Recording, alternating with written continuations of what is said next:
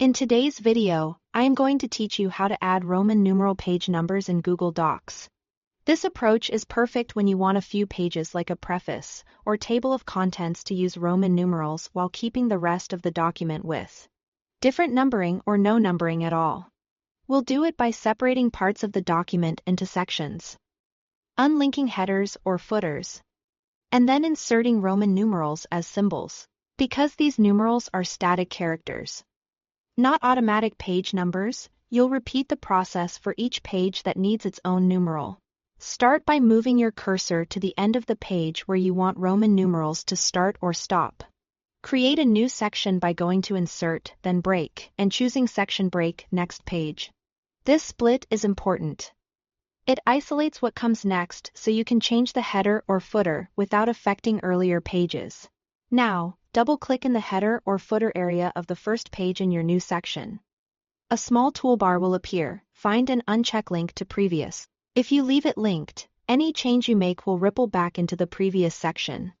Unlinking ensures your Roman numerals live only in this section and that the rest of your document remains unchanged. With the header or footer still active, place your cursor where you want the numeral to appear, top or bottom, left, center, or right, depending on your style.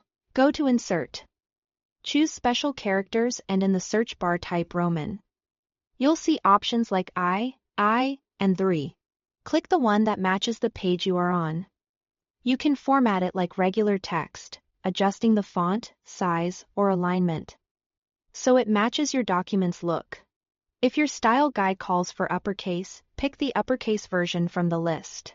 Because these are inserted as symbols rather than dynamic page fields, you'll need to repeat this for every page that requires a unique Roman numeral. At the end of each page, add another section break. Next page, double-click the new section's header or footer.